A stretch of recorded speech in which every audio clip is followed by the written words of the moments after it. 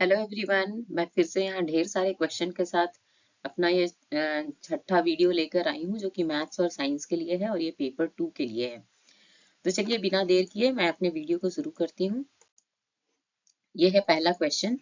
If 21,168 is equal to 2 to the power a into 3 to the power b into 7 to the power c, where a, b and c are natural number, then what is the value of 4a minus 5b plus c? तो इसके लिए सबसे पहले हमको इसको factorise कर लेना है। प्राइम फैक्टराइजेशन अगर हम करेंगे तो यहाँ से सबसे पहले यहाँ पे लिख लेते हैं 21,168 और ये इवन नंबर है तो ये 2 के टेबल में आएगा। सो 2 टाइम्स 10,584, फिर से 2 के टेबल में आएगा ये 2 5 10, 2 2 4, 2 9 18, 2 2 4, अगेन 2 टेबल। तो ये यहाँ से हो जाएगा 2646, अगेन 2 टेबल। उसके बाद ये 3 के टेबल से जाएगा क्योंकि इसका sum of the digit is a multiple of 3। So 3 के टेबल में 441 टाइम्स इज 1323, फिर से 3 के टेबल में आएगा 3 टाइम्स 147, अगेन 3 टेबल 49, और 49 तो 7 का स्क्वायर होता है तो 7 टाइम्स 7 और फिर से 7 टाइम्स 1। तो यहाँ से आ गया 2 to the power 4 into 3 to the power 3 into 7 square. So A is 4, B is 3, C is 2. Now 4 times A, 4 times 4 minus 5 into 3 plus 2. So 4 4s are 16 minus 15 plus 2. So 1 plus 2 equal to 3. So answer will be fourth option. तो ये पहला question done. अब दूसरा question करते हैं। Let x be the least number which when divided by 8 12 20 28 and 35 leaves the remainder 5 in each case, what is the sum of the digits of x? तो चलिए हम सबसे पहले ऐसा नंबर फाइंड आउट करते हैं जो कि ये सारे नंबर से कंप्लीटली डिविजिबल है। 8 से भी, 12 से भी, 20 से भी, 28 से भी, 35। तो वो जो नंबर होगा वो क्या होगा, वो इन सारे नंबर्स का मल्टीपल होगा, और मल्टीपल ही नहीं, सबका कॉमन मल्टीपल होगा। ठीक है। और यहाँ पे दिया है लीस्ट नंबर, इसका मतलब कि वो नंबर जो होगा वो लोएस्ट कॉमन मल्टीपल होगा, और लोएस्ट कॉमन मल्टीपल को हम शॉर्ट में बोलते हैं एलसीएम। तो यहाँ पे हमको इन सारे नंबर्स का एलसीएम फाइंड आउट करना है। तो एलसीएम फाइंड आउट करने के लिए 8 12 20 28 35, तो यहाँ से हम फाइंड आउट करते हैं। 2 4s are 8, 2 6s are 12, 2 times 10, 2 times 14 and 2 times 35. Again 2 table, 2 2s are 4, 2 3s are 6, 2 5s are 10, 2 7s are 14, 35. Again 2 table I can use 1, 3, 5, 7 and 35. Next prime number is 3. So 1, 1, 5, 7, 35. Next prime number 5. So 1, 1, 1, 7, 5 times 7, उसके बाद होगा 7 table. तो मेरा जो LCM होगा वो इन सारे numbers का प्रोडक्ट होगा। सो 2 into 2 into 2 into 3 into 5 into 7। तो 7 5 जा 35, 35 इंटू 2 70, 2 2 जा 4, 4 3 जा 12। और अगर हम इसको मल्टीप्लाई करेंगे तो हमें मिलेगा 840। सो 840 जो ऐसा नंबर होगा, 840 को अगर आप 8 से डिवाइड करो, 12 से, 20 28 35, you will get a remainder 0। But हमें क्वेश्चन में क्या कहा है, हमें रिमाइंडर 5 चाहिए। ठीक है। तो रिमाइंडर 5 चाहने के लिए हमें क्या करना है, इस नंबर में हम 5 ऐड कर देंगे। 840 प्लस 5 इज 845। ठीक है। अब इसको अगर हम डिवाइड करते हैं, आप किसी एक नंबर से डिवाइड करके देख लीजिए। 845 को सपोज हम 8 से डिवाइड करते हैं तो हमें क्या मिलेगा, 8 टाइम्स 1 इज 8। ठीक है। फिर हम 4 लेंगे तो 4 तो छोटा नंबर है, 8 से नहीं होगा, तो 0 लगा के 5, फिर 8 6 जा 8 5 जा 40। ठीक है। हमारा रिमाइंडर 5 आ रहा है। उसी तरह आप सारे नंबर से भी देखोगे ना तो आपको रिमाइंडर 5 आएगा। इसका मतलब जो स्मॉलेस्ट नंबर होगा वो होगा मेरा 845। बट क्वेश्चन में क्या बोला, you have to find the sum of the digits.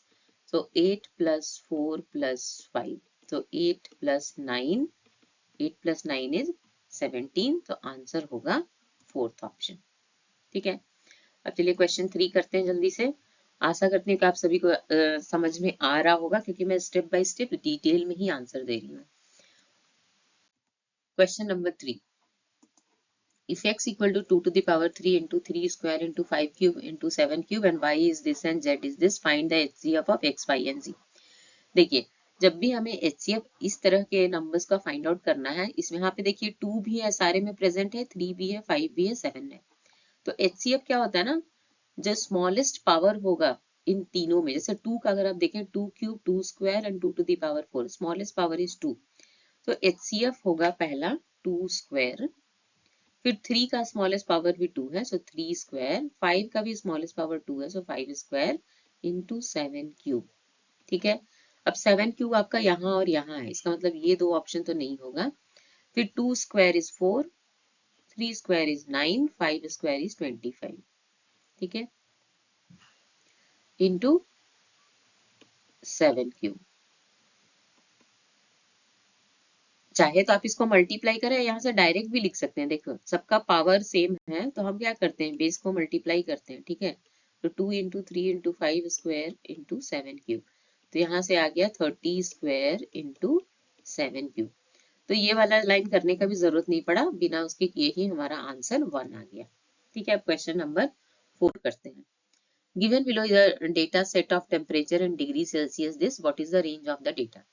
तो रेंज होता है हमारा highest value minus lowest value. Highest value is 8 and lowest value is -8, तो दोनों का डिफरेंस फाइंड आउट कीजिए। 8 minus -8, 8 plus 8 equal to 16, so answer होगा option 2। Next, the numerical expression 3 by 7 plus minus 7 by 8 equal to minus 25 by 56 shows that, यहाँ पे आप देखिए, when I added two rational number my sum is also a rational number, isn't it? तो इसका answer होगा rational numbers are closed under addition। closed मतलब अगर आप दो रैशनल नंबर को ऐड कर रहे हैं और जो तीसरा जिसका सम है वो भी अगर रैशनल नंबर है, तो हम बोल देंगे कि वो क्लोजर प्रॉपर्टी सेटिस्फाई कर रहा है। तो इसका आंसर होगा ऑप्शन 1। Next, question number 6। इसी में आप देखिए LHS का बेस इज 5/7, RHS का बेस भी वही है। तो अगर हम प्रोडक्ट लॉ यूज करेंगे तो मेरा LHS हो जाएगा 5/7 to the power 4 plus minus 3 equal to 5/7 to the power 5x-2। ये जो मैंने लिखा है ये हमारा प्रोडक्ट लॉ है, a to the power m into a to the power n is equal to a to the power m plus n। फिर अगर बेस सेम है LHS RHS का तो पावर भी सेम होगा, तो 4 plus minus 3 is 1, 1 equal to 5x-2, तो 1 plus 2 equal to 5x, तो x जो होगा वो होगा 3/5, थर्ड ऑप्शन। ठीक है, next question number 7। To fill a rectangular tank of area 700 metre square, 140 metre cube of water is required, what will be the height of the water level in the tank. तो ये rectangular tank है, rectangular tank का base जो होता है वो rectangle होगा। तो जो वॉल्यूम का फॉर्मूला होता है, rectangular tank is like a cuboid, तो वो होगा area of the base into height. देखिए वॉल्यूम का दो फॉर्मूला होता है क्यूबॉइड का, अगर एरिया ऑफ द एरिया दिया है तो वो हम एरिया इंटू हाइट करेंगे, अगर लेंथ ब्रेथ दिया तो ये हो जाएगा volume length into breadth into height.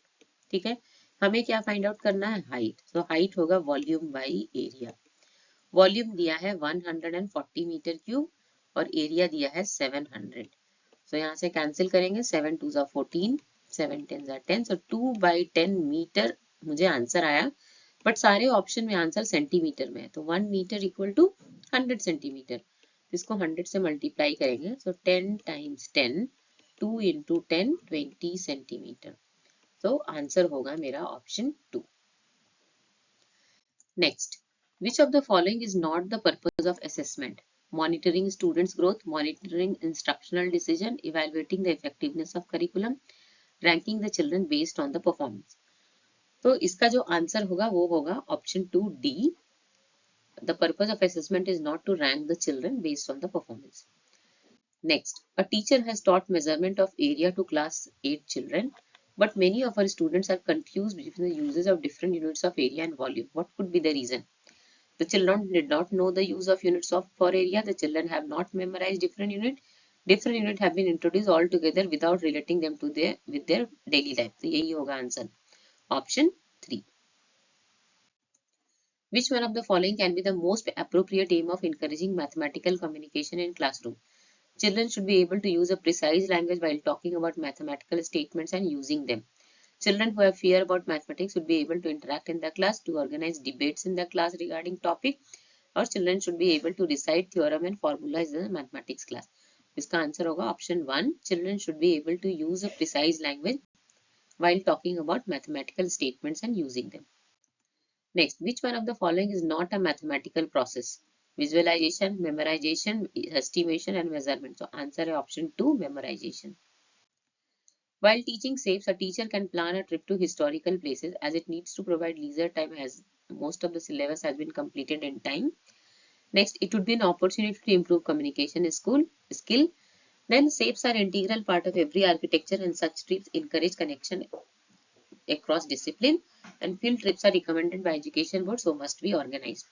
और ये सारे ऑप्शंस दिए हैं तो इसका जो आंसर होगा वो option 2 C option. Next, if the 7-digit number this is divisible by 72, then the value of 2x plus y is. So if a number is divisible by 72, it means the number will be divisible by 9 and 8 also, because 9 into 8 is 72. ठीक है. 8 का divisibility rule क्या होता है? Last का 3 digit should be divisible by 8. तो अगर आप देखेंगे 5, 8 और अगर आप यहाँ पे इसको आप डिवाइड करेंगे 8 से, तो कौन सा ऐसा नंबर इसको डिविजिबल बनाएगा? सो 7 8 जा 56, 2 और 8 के टेबल में अगर आप देखें तो 21 नहीं, 22 नहीं, 23 नहीं, 24 आता है. 8 3 जा 24. इसका मतलब यहाँ पे 4 होना चाहिए, तो y का वैल्यू हो गया 4. अब हमें y का वैल्यू पता चल गया. 9 का डिविजिबिलिटी रूल होता है sum of the digit should be divisible by 9. तो ऐड कर लेते हैं 1 plus 3 plus 4 plus x plus 5 plus 8 plus 4. So 4 plus 4 8, 8 plus 8 16, 16 plus 4 20, 20 plus 5 25, so 25 plus x. So 9 के टेबल में 25 से नियरनेस जो नंबर होता है वो है 27. तो x की जगह हमको 2 चाहिए. ठीक है. अब हमें 2x plus y find out करना है. तो 2 into 2 plus 4. So 4 plus 4 equal to 8. Third option.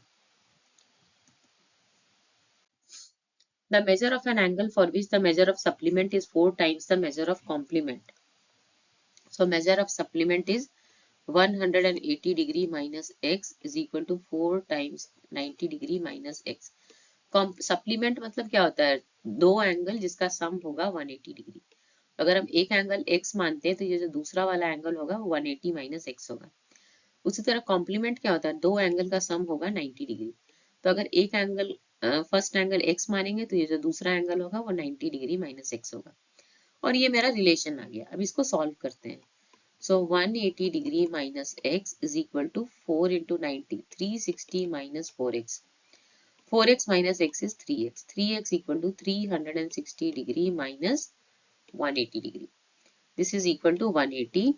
So x will be 180 degree divided by 3, which is equal to 60 degree. So question 3 will be the correct option. Next, question number 15. If the angles and degrees of a triangle are x, 3x plus 20 and 6x, the triangle must be. So we know angle sum property of a triangle. So if the sum of the angles is 180 degree, so x plus 3x plus 20 plus 6x equal to 180 degree. So 4x plus 6x is 10x equal to 160 degree. So x equal to 160 degree divided by 10, which is equal to 16. अब हम तीनों angle find out करेंगे तो 16 है. 3 into 16 plus 20 and then 6x is 6 into 16. So 16, 6 3s are 18, 48 plus 20, 68 and then 96. तो इसमें आप देखें 96, दिस इज ऑब्ट्यूस एंगल, सो इसका आंसर होगा option 1। Question number 16. One side of a triangle is 5 and the other side is 10. Its perimeter is P, where P is an integer. So the least and the greatest possible values of P are respectively. So first side is given as 5, second side is given as 10, third side will be P minus sum of the first two side 5 plus 10. It means P minus 15 होगा, ठीक है। अब triangle में एक property है कि जो third side होता है that will be always the difference of two side of a triangle is less than the third side. Okay, so difference of 2 is 10 minus 5 is 10 minus 5 value should be less than third side. It means the third side should be greater, right? P minus 15 should be greater. इसको अगर हम solve करते हैं तो हमारा आ जाएगा okay, P is greater than 20. P should be greater than 20. फिर एक और property, sum of the any two side is always greater than the third side. So sum of the two side 5 plus 10 15 should be greater than the third side. तो यहाँ से 15 plus 15 is greater than P means 30. ठीक है, तो इससे हमें क्या मिल रहा है, जो P का जो वैल्यू होगा वो हमारा 20 से 30 के बीच में होगा. तो हमारा आंसर आप देखिए थर्ड ऑप्शन जो कि 21 एंड 29 जो कि 20 और 30 के बीच में है. 20 और 30 को भी इंक्लूड नहीं करना है, ठीक है, क्योंकि यहाँ पे इक्वल नहीं है. तो इसका आंसर होगा option 3. Next, let x be the median of the data. If 8 is replaced by 18, then the median of the data is y. What is the sum of the values of x and y? तो सबसे पहले data को आपको arrange कर लेना है ascending order में, और यहाँ पे कितने सारे डेटा है उसको काउंट कीजिए. तो काउंट करने पे पता चलेगा 3, 3, 6, 3, 9, 10, 11, 12, 13, 14, 15. तो n जो है वो 15 है. n is number of data which is 15.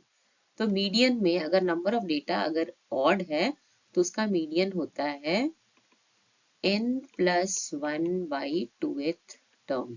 ठीक है, तो n is 15, 15 plus 1 16, 16 by 2 is 8. So 8th term is 14. तो मीडियन हो गया हमारा 14. Again it is given that if 8 is replaced by 18. ये 8 नहीं है, 8 की जगह पे 18 है, तो क्या हो जाएगा यहाँ पे 18 यहाँ आ जाएगा, क्योंकि हम जब असेंडिंग ऑर्डर में अरेंज करेंगे तो ऐसा कुछ होगा. सी पहले वाले केस का मीडियन x था तो x 14 आया. अब यहाँ पे हमें दूसरा मीडियन मिलेगा जो कि होगा y. Again number of datas are same, isn't it? It is 15 only. So 15 plus 1 by 2 means 8th term. Now my 8th term is 15. 3, 3, 6, 7, 8. It says 15. Find out क्या करना है, sum of x and y. 15 plus 14. 15 plus 14 is 29. So answer होगा option 3. तो आप अभी देख रहे होंगे कि मैं बहुत डिटेल में सारे आंसर्स को एक्सप्लेन कर रही हूँ. तो अगर आपको मेरा वीडियो पसंद आ रहा है तो आप मेरे चैनल को सब्सक्राइब कीजिए, ज्यादा से ज्यादा लाइक कीजिए और इसको अपने फ्रेंड्स के साथ भी शेयर करना ना भूलें. Question number 18. The area of a trapezium is 105 centimeter square and its height is 7 centimeter. If one of the parallel side is longer than the other by 6 centimeter, then the length of the longer side in centimeter is. तो मैं मान लेती हूँ कि एक side मेरा x है, तो लॉन्गर वाला पैरेलल साइड x प्लस सी होगा, 6 होगा, क्योंकि दूसरा साइड जो क्या है वो 6 सेंटीमीटर मोर है. ये मेरा पैरेललोग्राम है, ये दोनों पैरेलल है. तो अगर हम इसको x मान रहे हैं तो ये हो गया x plus 6. Then height is given at 7. Height is 7. तो एरिया का फॉर्मूला क्या होगा, half into height into x plus 6. तो ये हो गया 105 into 2 is equal to height is 7 into 2x plus 6. तो यहाँ से 7 अगर ट्रांसपोज यहाँ करेंगे उसको सॉल्व करेंगे, 15 into 2 30, 30 equal to 2x plus 6. So 30 minus 6 is 24 by 2. So x is 12. ठीक है, तो लॉन्गर साइड क्या होगा 12 plus 6 which is 18. So option 1. अब चलिए क्वेश्चन नंबर 19 करते हैं. Question number 19. If x is added to each of 14, 12, 34 and 30, the numbers so obtained in this order are in proportion. What is the value of root of 12x plus 9? So चलिए मान लेते हैं कि सब में हमें ऑलरेडी दिया है कि if x is added to each of the number, तो हम ऐड कर देते हैं सारे नंबर में x. तो क्या हो जाएगा, 14 जो होगा वो 14 प्लस x होगा, फिर दूसरा नंबर 12 प्लस एक्स, तीसरा नंबर 34 प्लस एक्स एंड चौथा नंबर 30 प्लस एक्स. तो और बोला ये चारों क्या है, प्रोपोर्शन है इसी ऑर्डर में, तो ऐसे हम लिखेंगे. अब इसको हम फर्दर रेशियो के टर्म में ऐसे भी लिख सकते हैं, 14 plus x by 12 plus x equal to 34 plus x by 30 plus x. चलिए अब क्रॉस मल्टीप्लाई करेंगे, तो 14 times 30 plus x is equal to 34 plus x into 12 plus x. So sorry, यहाँ पे मैंने 14 गलती से लिख दिया है, ये होगा 14 प्लस एक्स. जब मैं क्रॉस मल्टीप्लाई कर रही हूँ तो यहाँ पे होगा 14 प्लस एक्स. अब इसको हम अगर मल्टीप्लाई करेंगे तो हो जाएगा हमारा 420 plus 14x plus 30x plus x square is equal to 408 plus 12x plus 34x plus x square. तो एक्स स्क्वायर कैंसिल, फिर यहाँ से हो गया 420 plus 30 plus 14 is 44x equal to 408 plus 46x. 420 minus 408 is 12 equal to 46x minus 44 is 2x. तो यहाँ से हमारा x का वैल्यू आ जाएगा 6. Next is root of 12x plus 9. So 12 into 6, x का वैल्यू 6 आया ना, 12 into 6 is 72 plus 9 which is equal to root of 81 which is equal to 9. तो इसका आंसर होगा option 2.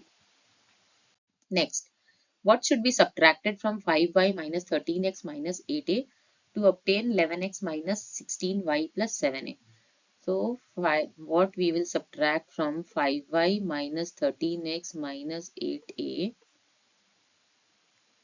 let us subtract z from this such that I will get 11x minus 16y plus 7a.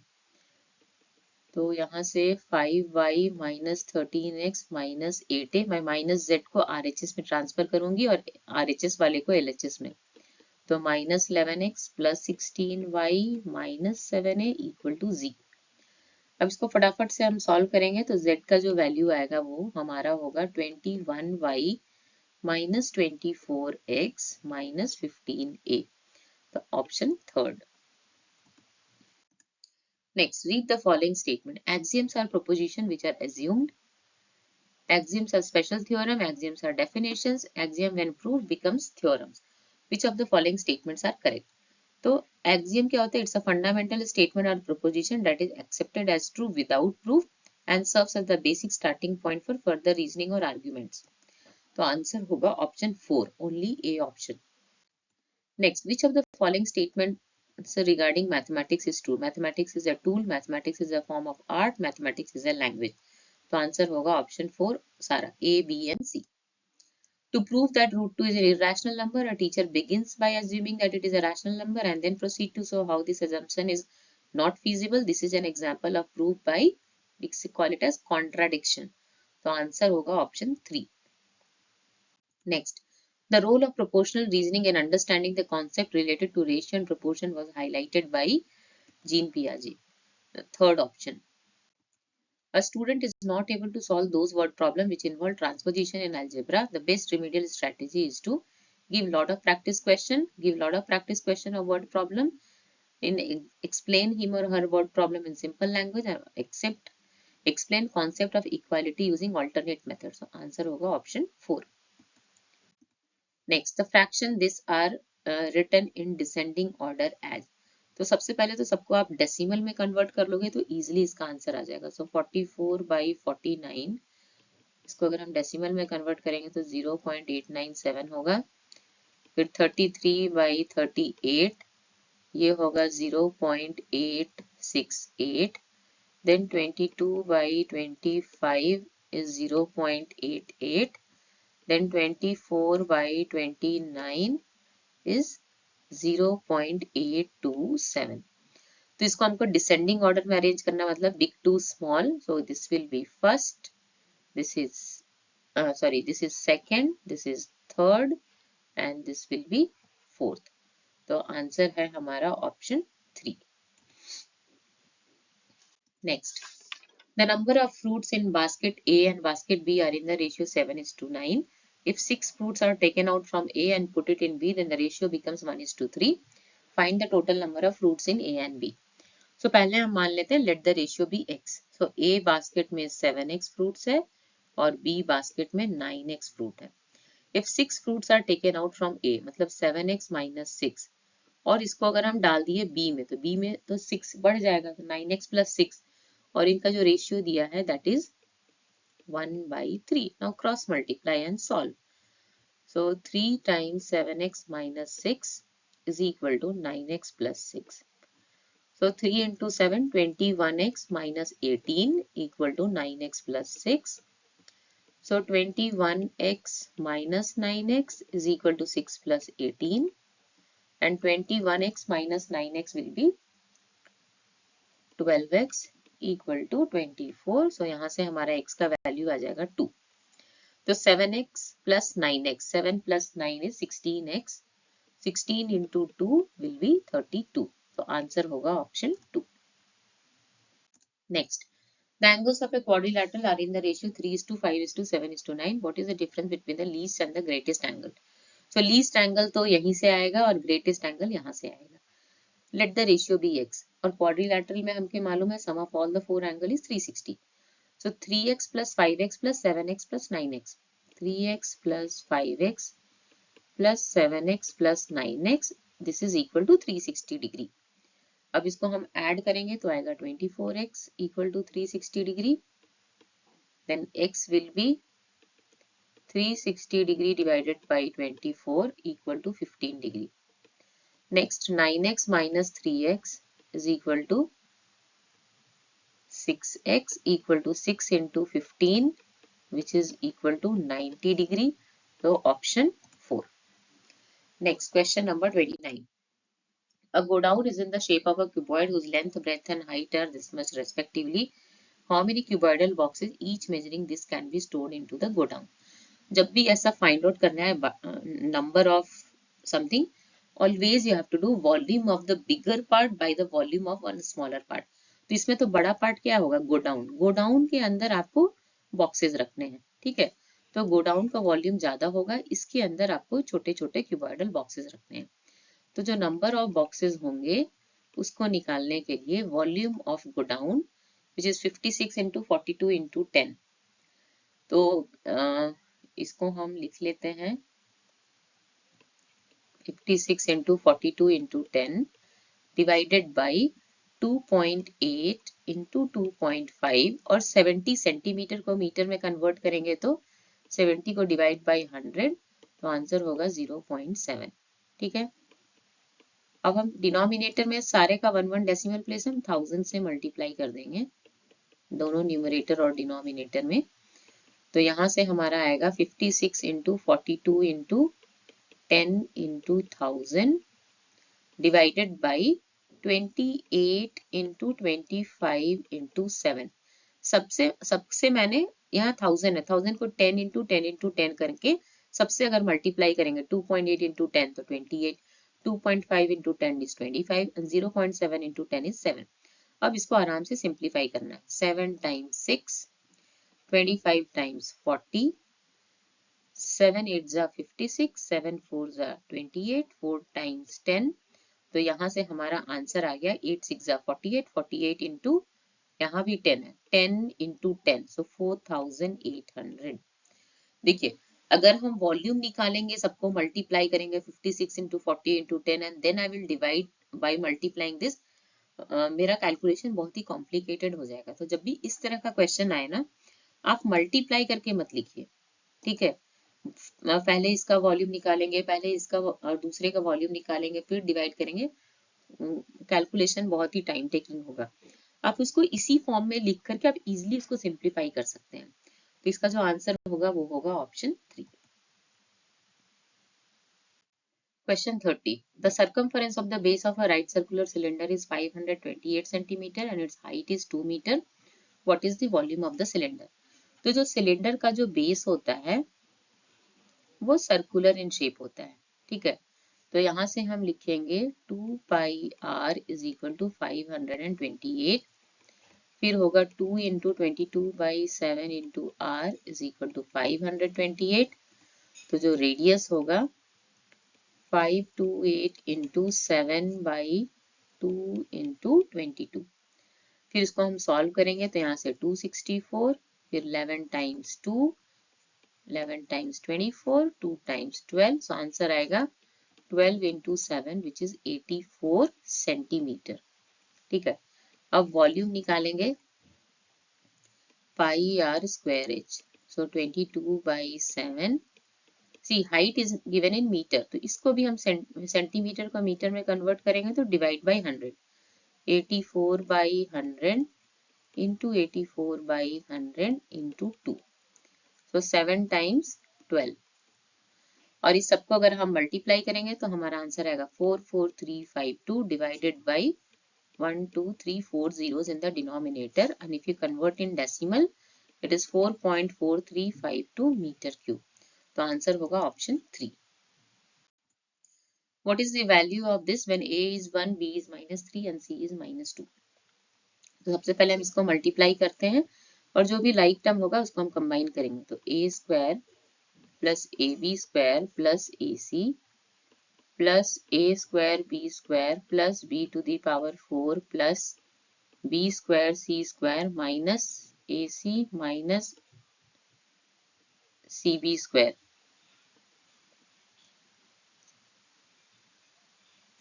Now plus AC and minus AC, I will cancel it out.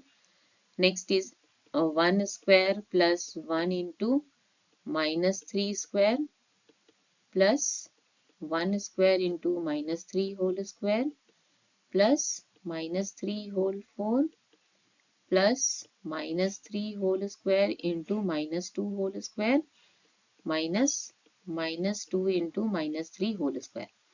अब इसको solve करेंगे तो 1 plus 9 plus 9 plus 81 plus 36 plus 18, और ये सारे को add करके हमारा आंसर आ जाएगा 154। आंसर होगा option 2। Question number 32. What is the mean of the median mode and range for the data given below?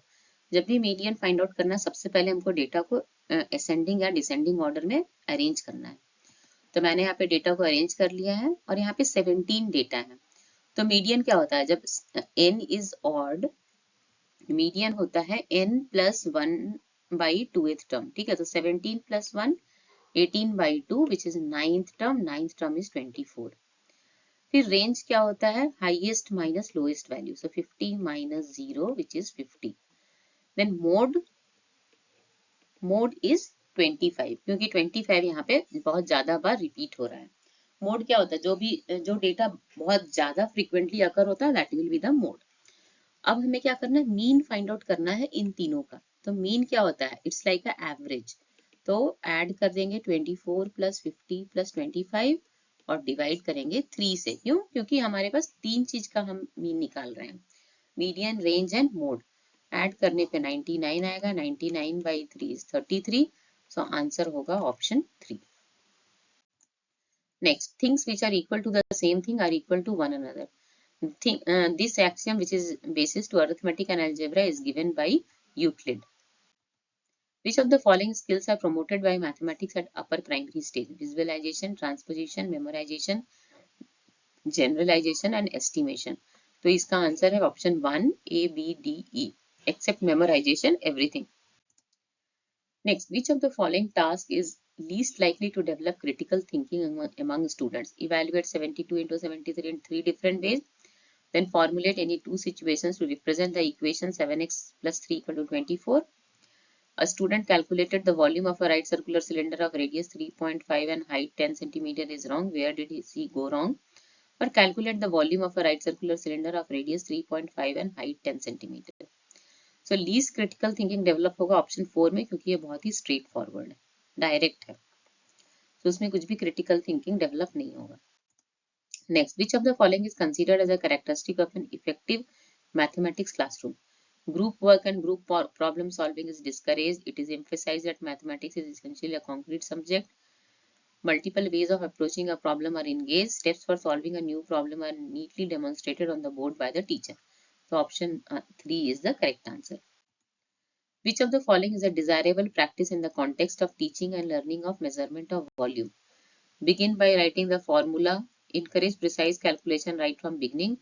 Begin by introducing students to the volume of 2D figure, or encourage student to figure out ways to calculate the volume of different objects. So answer 4 is the correct option. Question number 38. Which of the following is not true according to Piaget's view of children's understanding of space? Progression of geometric ideas follows a definite order. Progression of geometric ideas follows a historical rather than a logical order. Early understanding of space is formed by child's sensory motor experiences. Coordination of different visual and tactile experiences is required for understanding projective space. So according to Jean Piaget's theory of cognitive development and his views on the understanding of space, option 1, 3 and 4 are all true, and which is not true is option 4. So answer 2 is the answer. Question number 39. In which of the following process bacteria is not used? Formation of curd, baking of bread, fermentation of sugarcane juice and nitrogen fixation. So formation of curd, lactobacillus bacteria is used. Formation of sugarcane juice, in this case bacteria along with yeast are involved, and nitrogen fixation also specific bacteria like rhizobium convert atmospheric nitrogen into useful form of plants. So first, third और fourth में तो bacteria use होता है, second में use नहीं होता है, तो आंसर होगा option 2. Which of the following statement is not correct? Digestion is a chemical change, photosynthesis is a chemical change, respiration is a chemical change and crystallization is a chemical change. तो digestion is a chemical change, it is correct, क्योंकि digestion involves enzymes breaking down complex food molecule into simpler and new substance are form.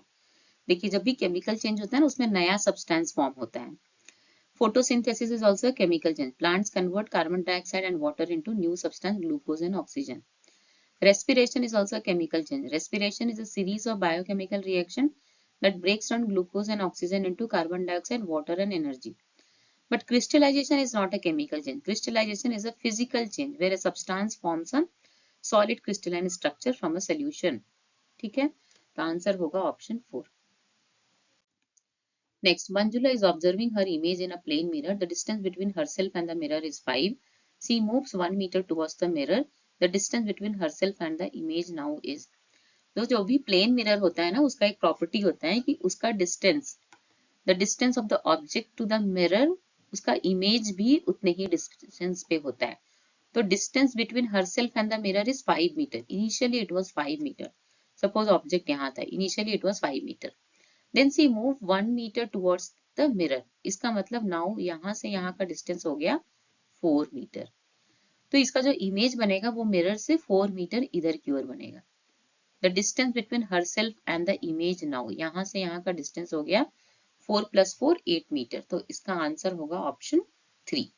और मैंने यहाँ पे कुछ points भी लिखे हैं. The distance of the image behind the mirror is same as the distance of the object in the front of the mirror when we use plane mirror. Image and object are equal distance from a plane mirror, and image size formed by plane mirror is same as the object size. A pendulum oscillates 30 times in 3 seconds. Choose the correct statement from among the following. तो इसमें आप time period और frequency निकालना है. उसके बाद हम compare करेंगे. तो frequency is defined as number of oscillation per unit time. So frequency is number of oscillation per unit time. So 30/3 is 10. ठीक है, 10 hertz. Unit of frequency is hertz. Time period is 1 by frequency. So 1 by 10 which will give me 0.1 second. तो जो option 2 होगा वो होगा इसका correct answer. Which of the following statements is and are correct? Iron can replace zinc from zinc sulfate solution. Zinc can replace copper. Copper can replace iron from iron sulfate solution. So more reactive metal will replace the less reactive metal. तो सबसे पहले आपको reactivity series मालूम होना है. तो मैंने यहाँ पे लिख दिया है जिंक सबसे पहला है, फिर आयरन है, फिर कॉपर है। तो zinc can replace both iron and copper, ठीक है। तो zinc can replace copper from copper sulphate solution, B option is correct. A is iron can replace zinc, no. फिर है copper can replace iron, no. So answer is only B, option 2. Next, Myra cycles to a friend house 5 kilometers away to deliver a packet. Then she goes at a speed of 12 kilometers per hour and returns at a speed of 8 kilometers per hour. Her average speed during the whole trip is. So हम find out करते हैं time taken while going. So time is distance by speed. So 5 by 12. Time taken for coming. ये हो गया distance by speed which is 8. Total time taken will be in the whole journey is 5 by 12 plus 5 by 8. ठीक है, अब हम 5 common ले लेते हैं तो आ गया 1 by 12 plus 1 by 8. अब हम 24 कॉमन, सो 2 plus 3, सो हो गया 5 into 5 by 24, 25 by 24. ठीक है, तो फिर डिस्टेंस कितना है, 5 किलोमीटर गोइंग, 5 किलोमीटर कमिंग, सो 10 किलोमीटर. तो average speed is total distance divided by total time. So 10 divided by 25 by 24. So 10 into 24 by 25. 5 5 are 25, 5 2 are 10. तो यहाँ से आंसर आ गया मेरा 48 by 5 which is equal to 9.6 kilometer per hour. So option 2 is the correct answer. Next, an object is moving linearly with a uniform velocity. If time is represented along x-axis, then which of the following statement is correct? The distance time graph of the motion will be a straight line parallel to x-axis. Velocity time graph will be straight line parallel to y-axis. Again, distance time graph will be parallel to y-axis or velocity time graph is parallel to x-axis. तो मैंने यहाँ पे graph दिया है, distance time graph जो होगा और velocity time graph. The velocity, तो इसमें आप देखोगे डिस्टेंस टाइम ग्राफ तो किसी के पैरेलल नहीं है, but velocity time graph is parallel to x axis. तो आंसर होगा option 4. Next, Aman keeps a plastic bottle, a wooden spoon and a metallic spoon in a closed room overnight. The room temperature is 30 degrees Celsius. In the morning, he records the temperature of the three objects as T1, T2 and T3. Which of the following most likely represent the relation between them? तो देखिए, किसी भी चीज को अगर हम किसी particular temperature में पूरे ज्यादा समय के लिए रखते हैं तो सारे का टेम्परेचर सेम हो जाता है. ठीक है, मैंने यहाँ रीजन दिया है, given enough time all three object will exchange heat with the room's air and reach the same temperature. तो आंसर होगा option 1. Identify the correct statement. The calorific value of kerosene is more than that of coal. Calorific value of coal is more than that of wood. Calorific value of biogas is more than that of LPG and calorific value of CNG is more than that of diesel.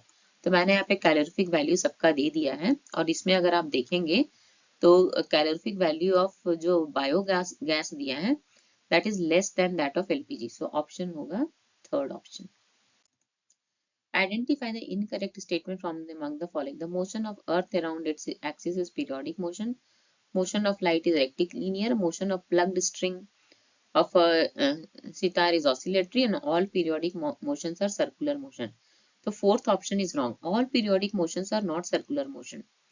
ठीक है, जो simple pendulum जिसमें to and fro motion होता है that is an example of periodic motion, but that is not circular. So answer is option 4. Next, which of the following nutrients are present in milk? Protein, calcium, vitamin D, protein, vitamin C and vitamin A, carbohydrate, vitamin C and iron, protein, iron and vitamin D. So answer होगा option 1. Which of the following statements is and are correct regarding image formation in a plane mirror?